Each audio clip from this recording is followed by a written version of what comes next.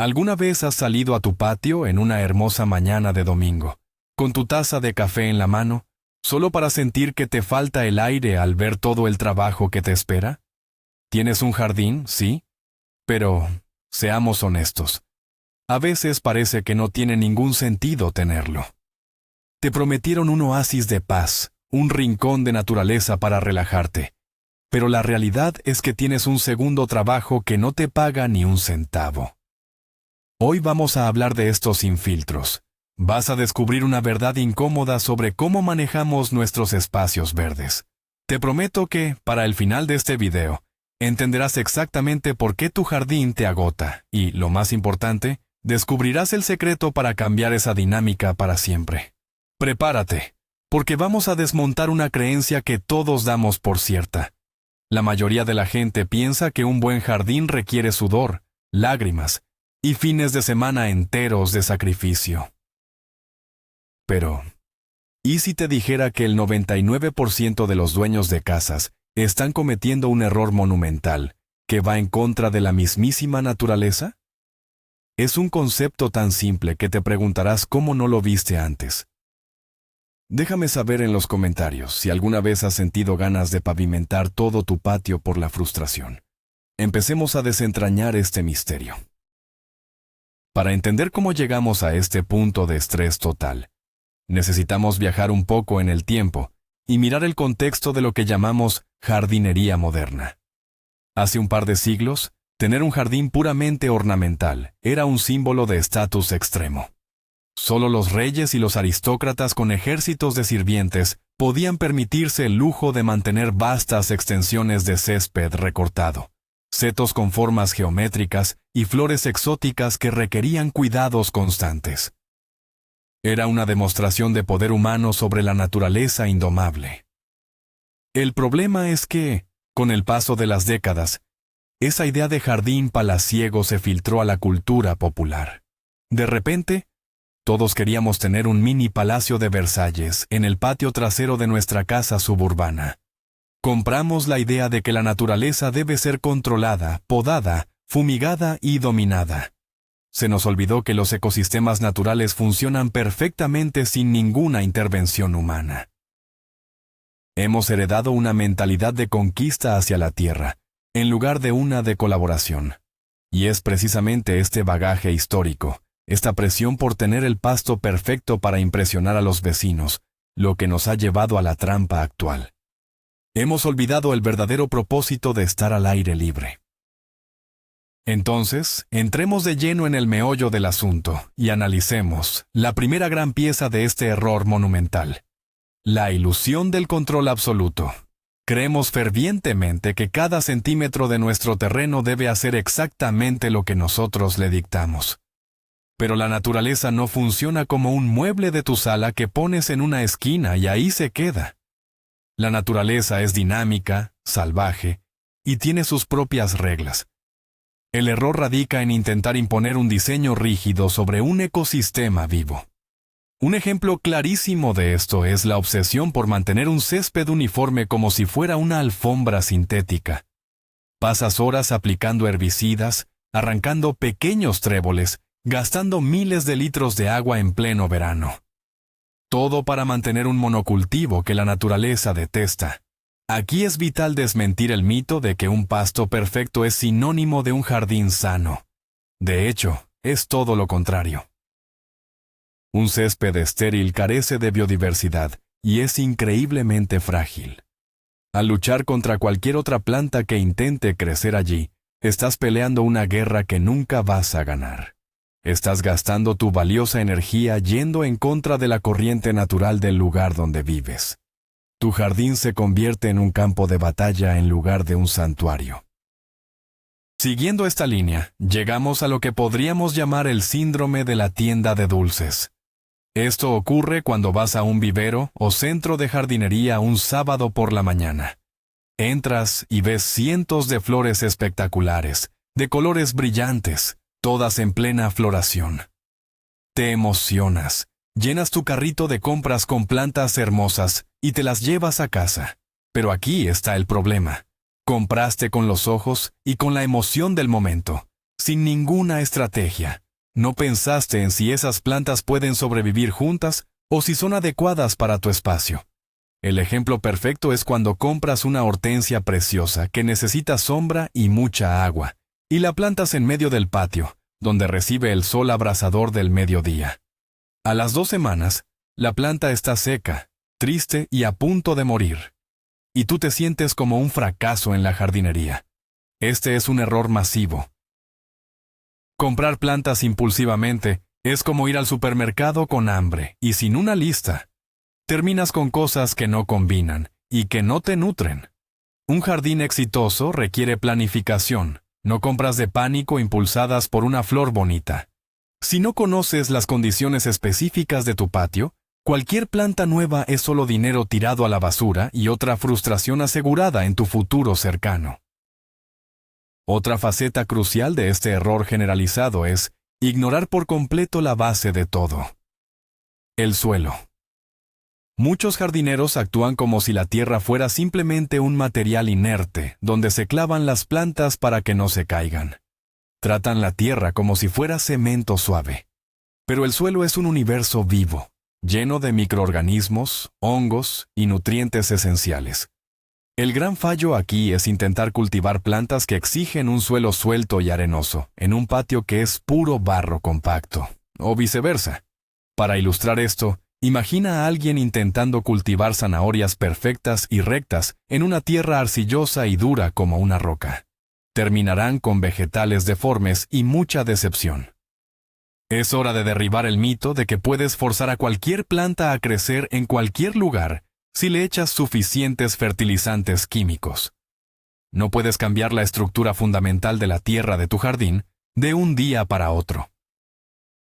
Lo inteligente, el camino que elimina el esfuerzo inútil, es adaptar tus plantas a la tierra que ya tienes. Si tienes arcilla, busca plantas que amen la arcilla. Si tu tierra es ácida, abraza las plantas acidófilas. Luchar contra tu propio suelo es una receta garantizada para tener la espalda adolorida y el jardín marchito. ¿Y si ignorar el suelo es malo? Ignorar el sol es la garantía del desastre. Este es un punto donde la terquedad del ser humano brilla con luz propia. Queremos lo que queremos, donde lo queremos. Sin importar las leyes de la física, decides que quieres un rosal espectacular justo al lado de tu ventana del norte, donde apenas llega un rayo de sol mortecino. La etiqueta de la planta decía claramente pleno sol. Pero tú piensas que tal vez con un poco de suerte y mucho amor, la planta se adaptará. Este es un comportamiento típico que arruina los jardines. La planta crecerá débil, estirada buscando luz, no dará flores y finalmente será atacada por plagas, porque una planta estresada es un imán para los insectos. Un ejemplo de esto es plantar tomates a la sombra de un gran árbol. Te pasarás el verano esperando unos frutos rojos que nunca llegarán, o que se pudrirán en la rama por la humedad y la falta de calor. El sol no es negociable para el mundo vegetal. Entender el mapa de luces y sombras de tu patio a lo largo de las distintas estaciones del año es el paso más importante antes de plantar una sola semilla. Si te saltas este paso, estarás remando contra la corriente y preguntándote por qué nada florece. Hablemos ahora de una de las formas de amor más letales en la jardinería: el exceso de riego. Irónicamente, matamos más plantas por regarlas demasiado que por olvidarnos de ellas. Como tenemos esta idea de que el jardín es un paciente en cuidados intensivos que depende de nosotros a cada segundo, desarrollamos una ansiedad terrible. Sentimos que si la superficie de la tierra está seca, nuestras plantas están sufriendo una sequía mortal. Así que salimos todos los días con la manguera a empapar todo. Este error asfixia las raíces. Las plantas necesitan oxígeno en la tierra tanto como necesitan agua. Imagina que te obligan a beber 5 litros de agua cada vez que tienes un poco de sed. Acabarías enfermando gravemente. Un ejemplo clásico es el de las suculentas o los cactus de exterior. Las personas los ven un poco arrugados y los inundan de agua, provocando que se pudran desde adentro en cuestión de días. Hay que romper el mito de que regar todos los días es ser un buen jardinero. De hecho, el riego profundo y espaciado obliga a las raíces a crecer hacia abajo buscando la humedad, creando plantas mucho más fuertes, independientes y resistentes a las épocas de calor. Menos manguera significa más salud para tu patio y más tiempo libre para ti. El siguiente comportamiento destructivo es la microgestión de las plantas, especialmente a través de la poda excesiva.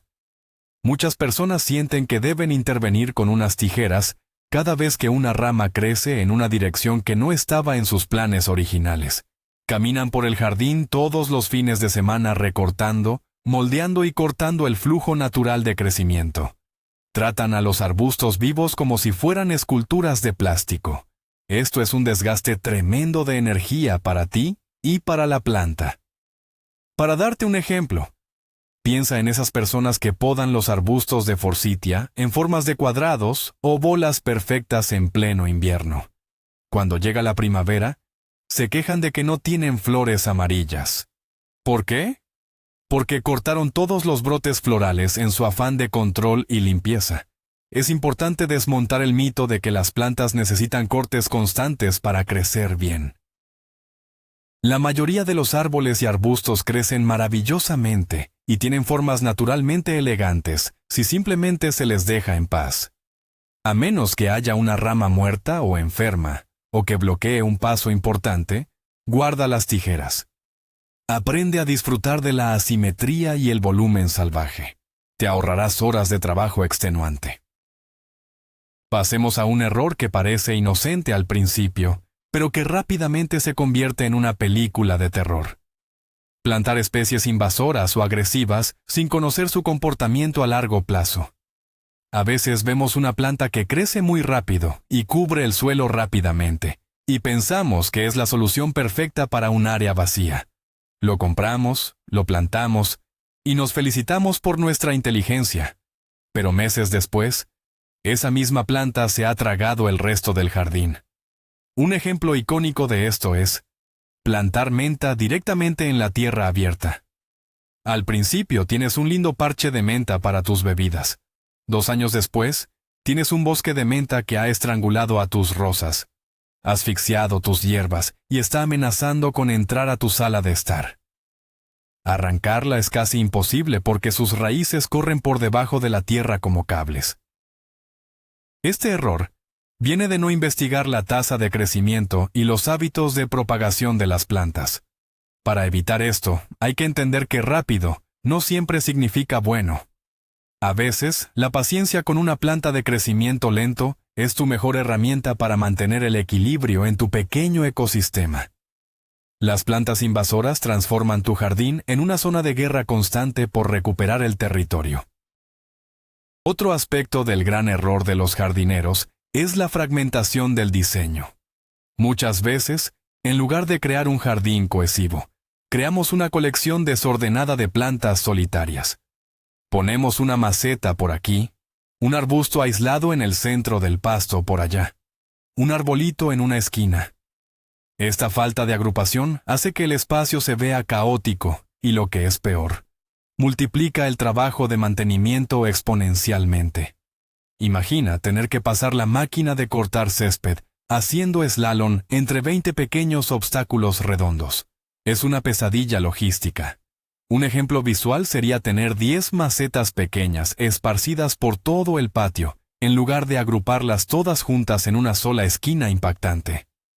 Al agrupar las plantas en grandes macizos o camas de cultivo, no solo creas un impacto visual mucho más fuerte y atractivo, sino que las propias plantas se protegen entre sí.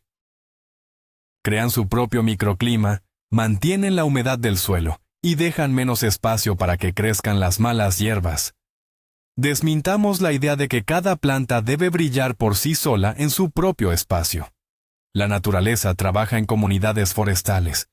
Imita esto creando grupos densos, y verás cómo el trabajo de mantenimiento se reduce drásticamente de la noche a la mañana. Avanzamos hacia un punto que roza lo irónico y lo trágico. Muchos jardineros trabajan tan duro en crear belleza visual, que se olvidan de incluir un lugar para disfrutarla. Ponen flores en cada rincón, plantan árboles frutales y diseñan caminos elaborados, pero no dejan un solo espacio nivelado a la sombra para colocar una silla cómoda. El jardín se convierte en una sala de exposiciones que solo se puede mirar, pero no habitar. Este es un error de perspectiva inmenso. El ejemplo es esa casa con un patio trasero lleno de rosales premiados, pero la familia tiene que sentarse en unos escalones de cemento calientes para mirarlos porque no hay un área de descanso. Tu jardín debe ser, ante todo, un espacio vital, una extensión de tu hogar. De nada sirve tener las mejores hortensias del barrio, si cada vez que sales al patio es solo para trabajar, sudar y volver a entrar. Rompe el mito de que todo el espacio debe ser productivo o decorativo.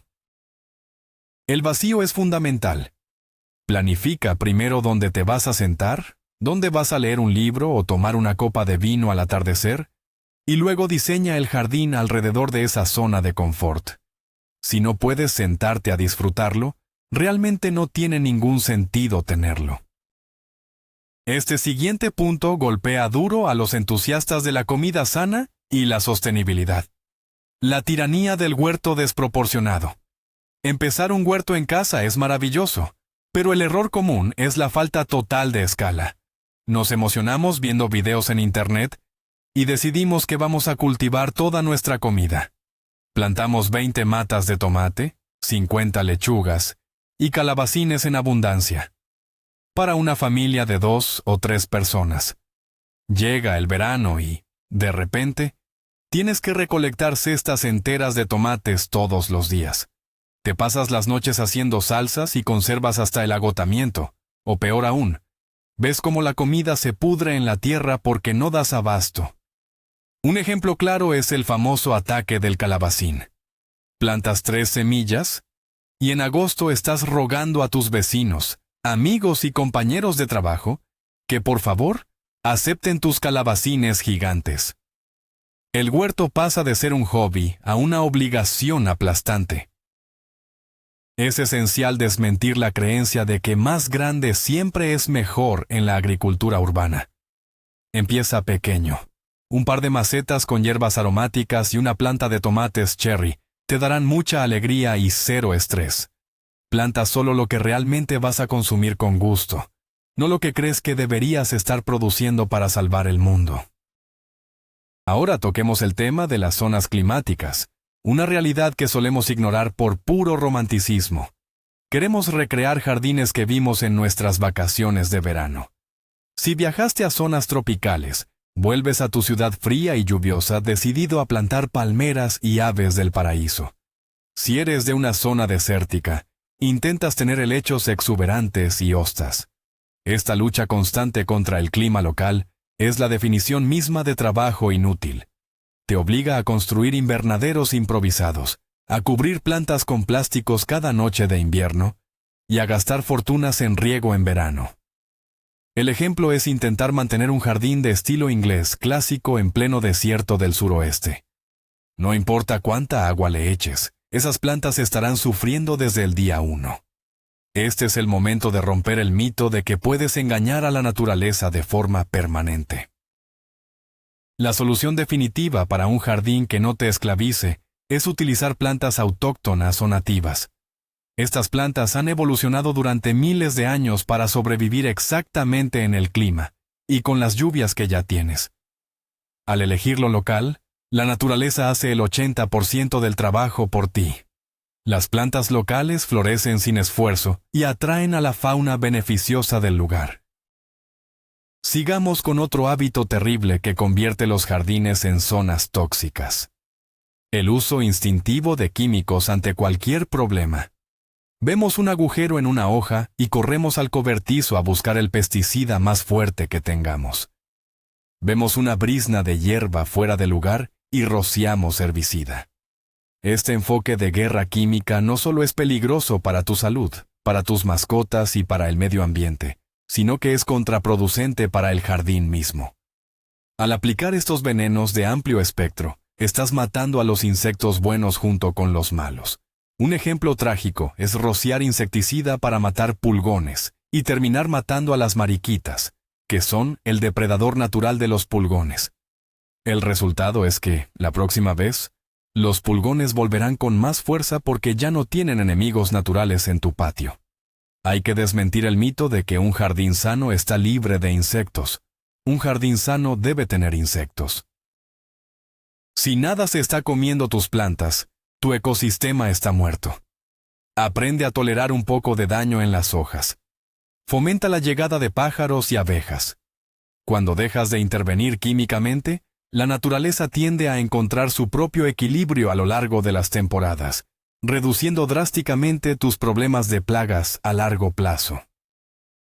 Uno de los errores de planificación más comunes y con peores consecuencias a largo plazo es ignorar el tamaño adulto de las plantas y los árboles. Cuando compramos un arbolito en el vivero, suele medir 1 metro de altura y parece inofensivo. Así que lo plantamos a 1 metro de la fachada de la casa o debajo de los cables de la luz. Pero las plantas crecen. 15 años después, ese pequeño árbol inofensivo es un gigante de 10 metros cuyas raíces están levantando los cimientos de tu casa. Sus ramas están destruyendo el techo y bloqueando toda la luz natural. Un ejemplo frecuente es plantar pinos o cipreses de crecimiento rápido muy cerca unos de otros para hacer un seto. Al principio se ve bien, pero pronto crecen tanto que compiten por los nutrientes, sus bases quedan secas y feas, y la poda se convierte en un trabajo de altura extremadamente peligroso y costoso. Este error te condena a años de mutilación de árboles y, eventualmente, al pago de un servicio profesional para talarlos. Antes de cavar un solo hoyo, debes leer la etiqueta y visualizar el tamaño máximo que tendrá esa planta en 10 o 20 años. Dale el espacio que necesitará en su madurez y te ahorrarás miles de problemas y un trabajo físico brutal en el futuro. Abordemos ahora nuestra extraña y agotadora guerra contra las malas hierbas. Nos han enseñado a ver a estas plantas pioneras como enemigos jurados que deben ser erradicados a cualquier precio. Pasamos mañanas enteras agachados, tirando de raíces que parecen no tener fin, solo para verlas volver a crecer a la semana siguiente. Pero el gran error aquí es no entender por qué están ahí. Las malas hierbas no crecen por casualidad. Son los mecanismos de defensa de la naturaleza para curar el suelo desnudo. Si tienes un problema masivo de hierbas indeseadas, es porque estás dejando grandes extensiones de tierra descubierta. Un ejemplo es limpiar meticulosamente la tierra alrededor de tus rosales, dejándola negra y expuesta. Al primer rayo de sol, las semillas latentes germinarán. Es imperativo romper el mito de que la tierra descubierta se ve más limpia. En la naturaleza, la tierra expuesta es una herida. La mejor manera de acabar con el trabajo de quitar malas hierbas es cubrir la tierra.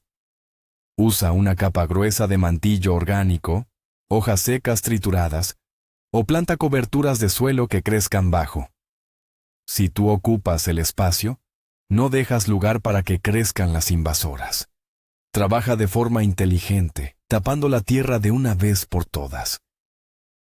Otra fuente inagotable de trabajo inútil es la obsesión por la simetría absoluta. Queremos que nuestro jardín parezca un espejo perfecto. Plantamos 2 arbustos exactamente iguales a cada lado del camino de entrada. Si uno crece unos centímetros más que el otro, nos obsesionamos con podarlo para igualarlo.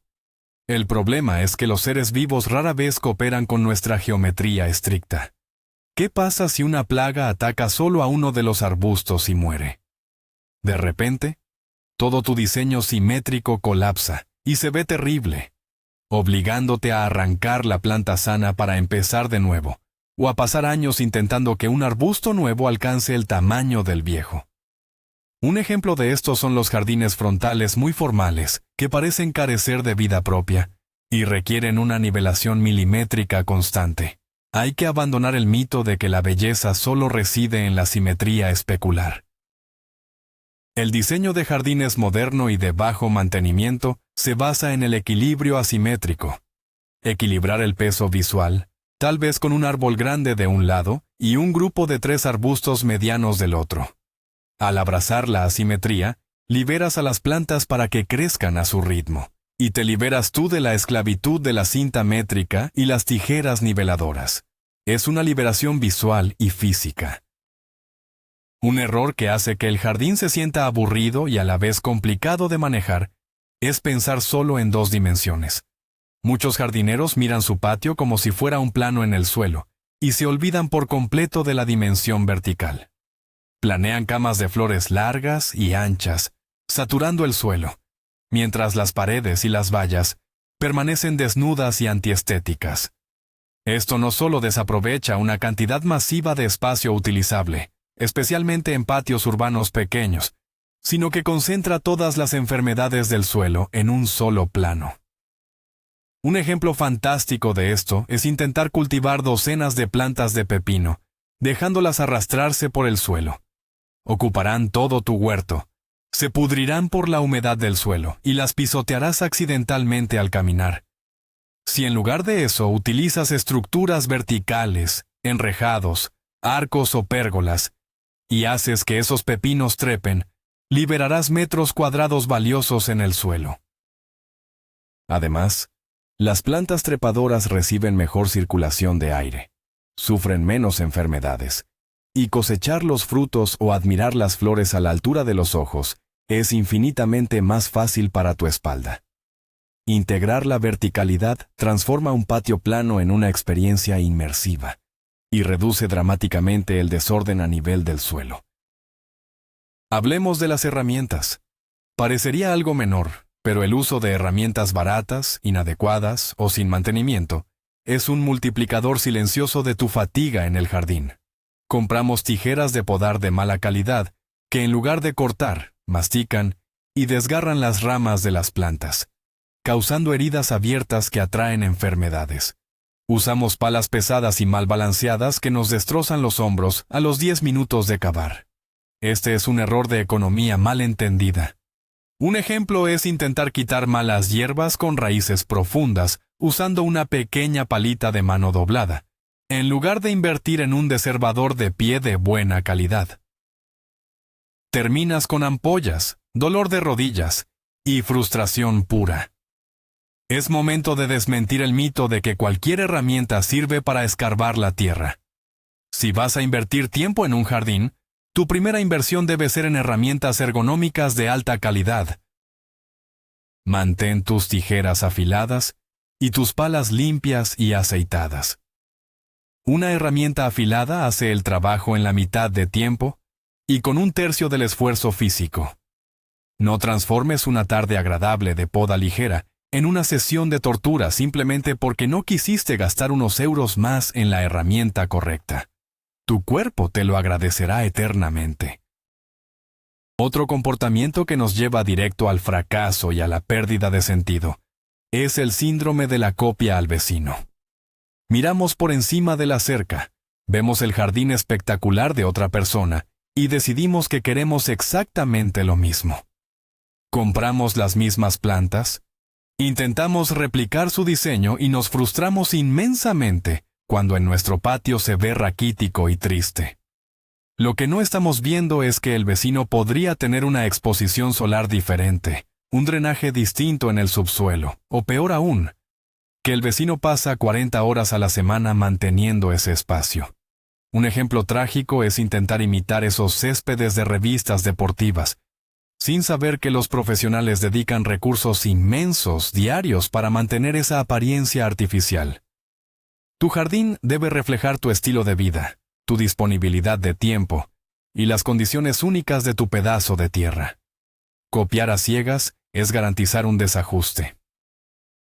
Si tú solo tienes 2 horas libres el fin de semana, no copies el diseño de un jubilado apasionado que vive para sus rosas. Encuentra tu propio estilo, basado en el bajo mantenimiento y en tus gustos personales. Un patio con plantas autóctonas resistentes y una buena hamaca tiene 1000 veces más sentido para ti que una réplica fallida de los jardines de Versalles. Nos acercamos al final y tenemos que hablar de la parálisis por análisis. El miedo abrumador a cometer errores. Muchas personas sienten que la jardinería es una ciencia exacta y que si hacen un movimiento en falso, todo el patio se marchitará instantáneamente.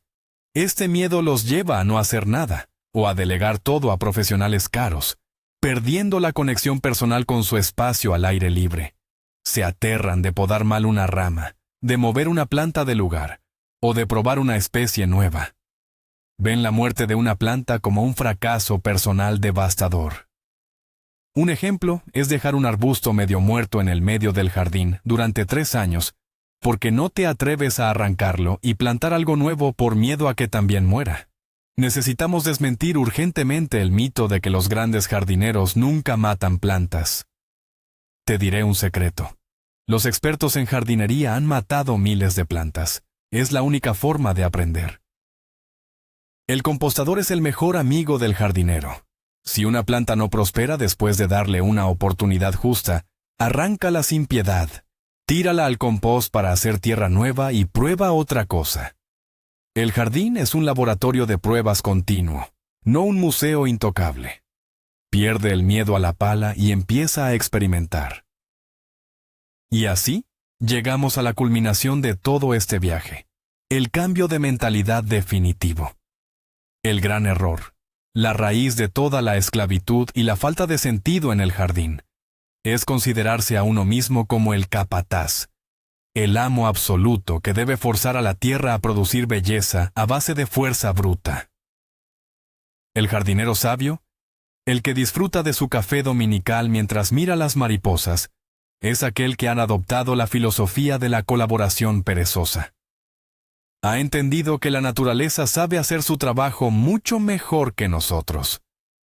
Un ejemplo final y hermoso de esto es el jardín de estilo naturalista. Creas un marco básico, plantas especies fuertes que se llevan bien, cubres el suelo con mantillo, y luego das un paso atrás. Dejas que las plantas decidan cómo entrelazarse, permites que algunas semillas vuelen y crezcan donde quieran el año siguiente. Aceptas el cambio de las estaciones, celebrando las ramas desnudas del invierno tanto como las flores de la primavera. Al dejar de pelear contra el suelo, contra los insectos, contra el clima y contra el libre albedrío de las plantas, eliminas el 90% del trabajo agotador. Dejas de fabricar un paisaje y comienzas a cuidar un ecosistema. Es en este preciso momento cuando tener un jardín recupera todo su sentido y su magia original. Entonces, ¿cuál es la revelación final aquí? El giro inesperado es que el mejor jardinero no es el que más suda, ni el que más horas pasa de rodillas arrancando hierbas. El mejor jardinero es el que observa más y actúa menos. Al final del día, el error garrafal que casi todos cometen es intentar construir un monumento a su propio ego, en lugar de facilitar un espacio para que la naturaleza haga su magia. La verdadera belleza de un jardín no reside en su perfección estricta y clínica, sino en su vitalidad y en la paz que te transmite al estar en él. Si pasas al bando del bajo mantenimiento, eligiendo plantas nativas, respetando tu suelo y aprendiendo a soltar el control absoluto, recuperarás tus fines de semana. Tu jardín dejará de ser una lista interminable de tareas pendientes y volverá a ser ese refugio personal que siempre soñaste. Muchas gracias por acompañarnos hasta el final de este video. Espero que estas ideas te hayan quitado un peso de encima. Si te ha gustado esta nueva perspectiva, te invito a suscribirte al canal, darle un fuerte me gusta y compartirlo con alguien que necesite un descanso en su patio. Y ahora, quiero leerte a ti. ¿Cuál es esa tarea del jardín que más detestas hacer y que vas a dejar de hacer a partir de hoy? Te leo en los comentarios y nos vemos en el próximo video.